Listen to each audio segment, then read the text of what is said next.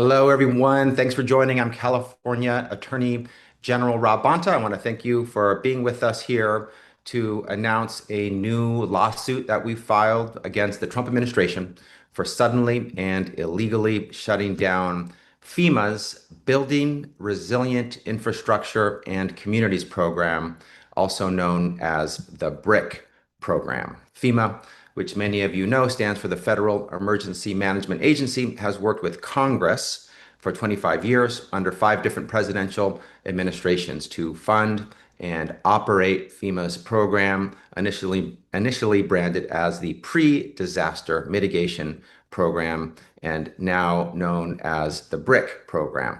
The BRIC program proactively fortifies communities before a natural disaster strikes. It's advanced preparation and mitigation to prevent the harms from a disaster before it happens. In doing so, it saves lives, it reduces injuries, it protects property, and saves our municipalities, states, and nation untold amounts of money. In fact, a recent study found that every $1 FEMA spends on mitigation saves $6 on average in post-disaster costs. Before I get into the details of our case, I want to acknowledge that this lawsuit is the result of the partnership and collaboration of a coalition of 18 attorneys general and 1 governor. Again, Democratic attorneys general and Democratic governors standing up for the people in their states, making sure that they are not treated unlawfully and that their rights are protected. This lawsuit wouldn't have been possible if not for the hard work and tireless dedication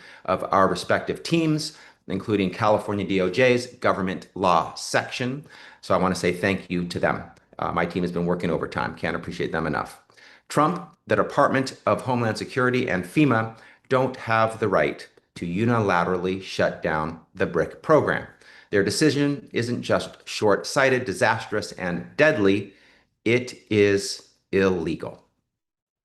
The Trump administration has broken laws that Congress passed after watching the widespread destruction and devastating loss of life caused by Hurricane Katrina, some of which sadly could have been avoided had FEMA been able to help New Orleans and the surrounding area better prepare and mitigate for the impact of hurricanes.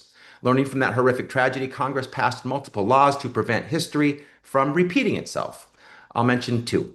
The first law requires FEMA to fulfill 4 critical responsibilities: mitigation, preparation, response, and recovery. Mitigation, preparation, response, and recovery. The second bars the executive branch, including the president, from substantially or significantly reducing FEMA's ability to carry out its mission, reserving that right for Congress. The Trump administration has broken the law by preventing FEMA from mitigating and preparing for disaster and entirely cutting Congress out of the picture. To add insult to injury, the 2 individuals who've led FEMA thus far in Trump's second term were neither lawfully appointed to their roles nor did they meet minimum qualifications to lead the agency, and therefore have zero authority to shut down this program. As is becoming a hallmark of Trump's presidency, the administration is yet again trampling over the separation of powers, sidelining a Congress led by Trump's own party, violating the Constitution, and putting the American people in harm's way. As is the case in the vast majority of lawsuits we filed against the federal administration, this unlawful action will impact every state in the nation. Over the last 4 years, FEMA has selected nearly 2,000 projects across the country to receive a total of $4.5 billion in funding, billion with a B. Projects like one in the city of Rancho Palos Verdes in Southern California that was expected to receive nearly $33 million to prevent and reduce landslides that threaten over 15,000 homes, 40,000 people, a major road, sewer lines, electric and communication lines, and water and gas lines. Without this funding, the landslides will threaten infrastructure, homes, property, and yes, lives.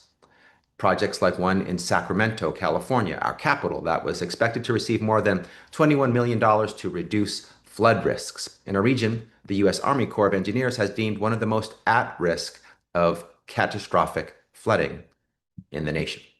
Without BRIC funding, the project could halt, threatening a major interstate highway, an airport runway, surface streets, and 27,000 homes. Projects like one in Kern County in California's Central Valley that was expected to receive more than $32 million to retrofit the Kern Valley Healthcare District's hospital to withstand earthquakes. Without BRIC funding, the hospital is at risk of closing soon, leaving hundreds of thousands of residents more than 2 hours away from acute and emergency medical care.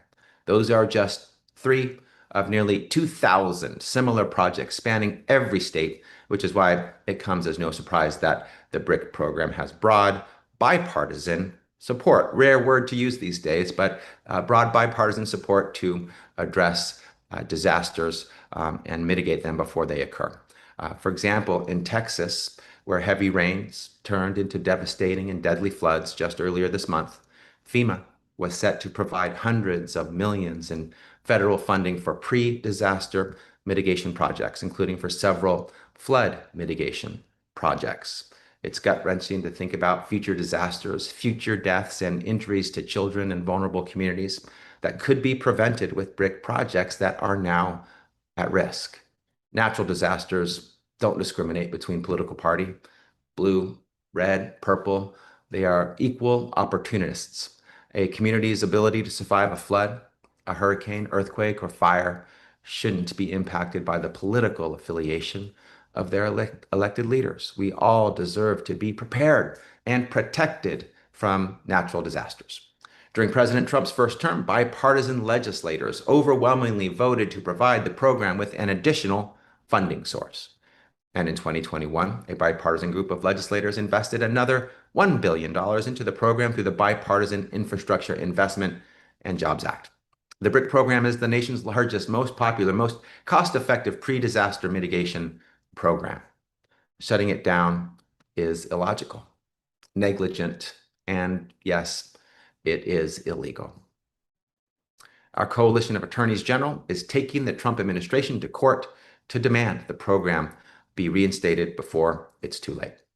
This isn't about politics. This is about protecting people and pocketbooks. It's about recognizing the real imminent damage, suffering, loss, and cost natural disasters are already causing and will continue to cause if we do nothing. It's about realizing that we have the opportunity and the congressionally approved funding to prepare our communities now so they can weather storms to come. Climate change is real, it's here, and it's wreaking havoc on our communities. President Trump needs to pull his head out of the sand and protect the American people today and for generations to come. At the very least, he needs to follow the law. Not a lot to ask that the President of the United States of America follow the law and comply with the Constitution. And we are demanding that. As the 32 lawsuits I've had to file against the Trump administration in 25 weeks make clear, following the law, unfortunately, and sometimes tragically, is not the president's strong suit. But it's also not optional. So at the risk of repeating myself, I'll say again, we will see Trump in court. Before I open it up for questions, I want to give a quick shout out to the incredible public servants on my team. They aren't here for the glory or the recognition, but they deserve it. Chris Kissel, David Green, Harold Kern, Matthew Wise. Thank you to a great team working overtime and defending the law, upholding the Constitution in the process. Couldn't be more grateful. It's an honor to serve with each and every one of you and every one of them.